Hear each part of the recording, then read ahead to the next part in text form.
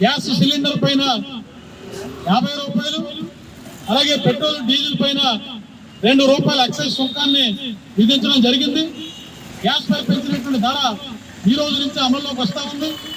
ఇవాళ ఎన్నికల ముందు అన్ని నిత్యావసర వస్తువుల ధరలు నియంత్రిస్తాం, అధిక ధరలు అరికడతామని చెప్పి పెద్ద ఎత్తున వాగ్దానం చేసి అధికారంలోకి వస్తున్న నరేంద్ర మోడీ ఈ 11 ఏళ్ల కాలంలో ఆయన అధికారంలోకి రావడానికి ముందు 2014లో కేవలం 450 రూపాయలు ఉన్నటువంటి గ్యాస్ సిలిండర్ ధర ఇవాళ దాదాపుగా 1000 రూపాయలకు దాటిపోయింది. ఎన్నికల ముందు ఏదో 100 రూపాయలు తగ్గించి మళ్ళీ వాళ్ళ 50 రూపాయలు పెంచడం వాళ్ళ ప్రజల పైన మోయలేనటువంటి భారాలు మోపడం తప్ప మరొకటి కాదు. ఇవాళ ప్రధానమంత్రి ఇక్కడ 100 రోజుల్లో ధరలు తగ్గిస్తాం, ఏడాదికి 2 కోట్ల ఉద్యోగాలు ఇస్తాం, రైతాంగ ఆత్మహత్యలు నివారిస్తాం, ఇట్లాంటి అనేకమైనటువంటి హామీలు ఇచ్చి వాళ్ళ అధికారంలోకి వచ్చిన 11 ఏళ్ల కాలంగా ధరలను నియంత్రణ చేసే దానిపైన ఎలాంటి దృష్టి పెట్టినటువంటి పరిస్థితి చూస్తా ఉన్నాం. వాళ్ళ జనాలకు ఉపాధి లేక, ఆదాయం లేక అత్యంత కష్టసాధ్యంగా మారుతున్నటువంటి పరిస్థితుల్లో ఈ పెరిగిన ధరలతోటి మరింతగా ధరలు పెంచుకుంటా పోతే ఇవాళ సామాన్యులు, మధ్యతరగతి పేద ప్రజలు జీవించే హక్కును కూడా హరించేటువంటి పరిస్థితి నరేంద్ర మోడీ ప్రభుత్వం తీసుకొస్తా ఉంది. ఇవాళ పెరిగినటువంటి ధరలు తక్షణమే తగ్గించాలి.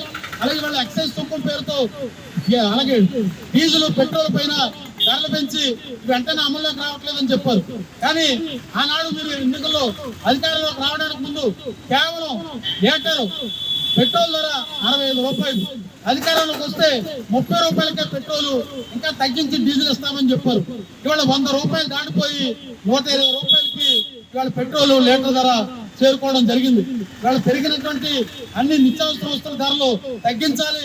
ఇవాళ కార్పొరేట్లకు అనుకూలంగా ఇవాళ అన్ని ధరలు పెంచుకుంటూ పోతూ బ్లాక్ మార్కెట్ ధరలకు అనుకూలంగా ఇవాళ సరుకు రవాణా సరుకుని కొరత సృష్టిస్తూ ఇవాళ అన్ని ధరలు పెంచి సామాన్య పేద మధ్యతరగతి ప్రజానీకం బతకలేనటువంటి పరిస్థితుల్ని ఇవాళ కేంద్ర ప్రభుత్వం తీసుకొస్తా ఉంది.